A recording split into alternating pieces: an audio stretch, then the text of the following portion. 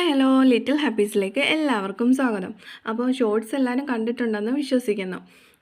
അപ്പോൾ നമ്മൾ ഒറ്റക്കെട്ടിൽ ഒരു ട്രെൻഡിങ് ആയിട്ടുള്ള ടോപ്പ് സ്റ്റിച്ച് ചെയ്യാൻ പോവാണ്.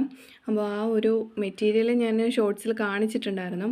അപ്പോൾ നമ്മൾ ആവശ്യത്തിനുള്ള ലെങ്ത്ത്, ആ ഒരു ക്രോപ്പ് ടോപ്പിന് ആവശ്യമുള്ള ലെങ്ത്ത് ഞാനിവിടെ ഒരു 18 ഇഞ്ചാണ് ലെങ്ത്ത് എടുക്കുന്നത്. അത് മോൾക്ക് വേണ്ടിയിട്ടാണ് ചെയ്യുന്നത്.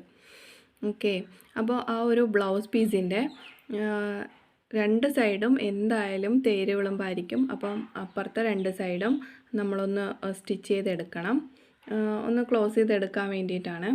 അപ്പോൾ ആ ഒരു ഡിസൈനുള്ള ഭാഗം ഫ്രണ്ടിൽ വരത്തക്ക വിധത്തിൽ ഞാൻ എത്രയാണോ ലെങ്ത്ത് വേണ്ടത്, ഫ്രണ്ടിൽ മാത്രമേ നമ്മൾ ആ ഒരു എടുക്കുന്ന ലെങ്ത്ത് കിട്ടത്തുള്ളൂ. ബാക്കിൽ കുറച്ച് ഇറങ്ങിയിട്ട് ഒരു ഹൈലോ മോഡലായിരിക്കും ഈ ഒരു ടോപ്പ്.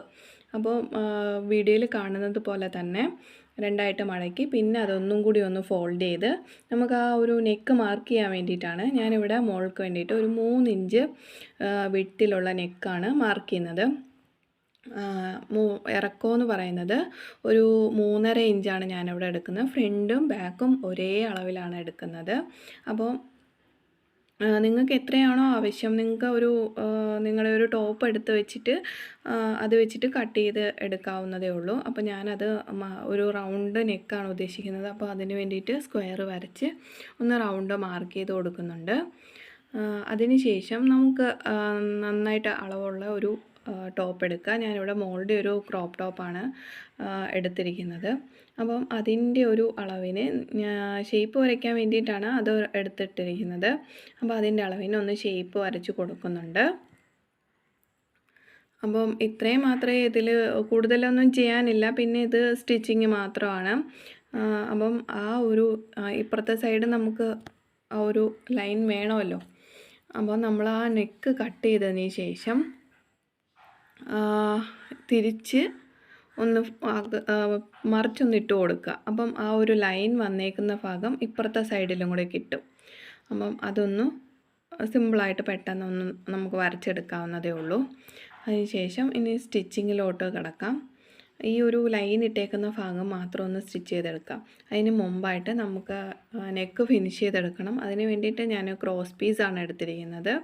ഇങ്ങനെ ജസ്റ്റ് നല്ല വശത്ത് വെച്ചിട്ട് ക്രോസ് പീസ് വെച്ച് ചുറ്റി അടിച്ചു കൊടുക്കാം. അതല്ല നമുക്ക് ഇതൊന്ന് നെക്കൊന്ന് ചുരുട്ടി അടിക്കാനാണെങ്കിൽ അങ്ങനെ ആയാലും ചെയ്തെടുക്കാം.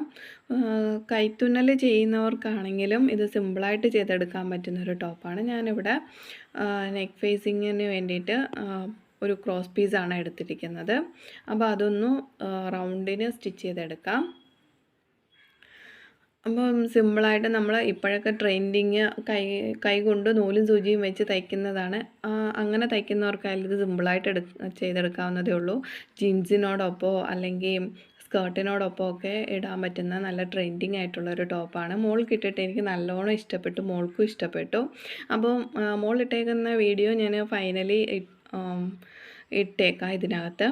അപ്പോൾ ഇതിനകത്ത് ചെറിയ റൗണ്ടിനും ഒന്ന് നോച്ചിട്ട് കൊടുത്തതിന് ശേഷം ഒന്ന് പതിപ്പിച്ചൊന്ന് സ്റ്റിച്ച് ചെയ്തെടുക്കണം. എന്നിട്ട് അതകത്തോട്ട് ഫോൾഡ് ചെയ്ത് നമുക്ക് അതിൻ്റെ മുകളിൽ കൂടെ ഒന്ന് സ്റ്റിച്ച് ചെയ്ത് കൊടുക്കാം.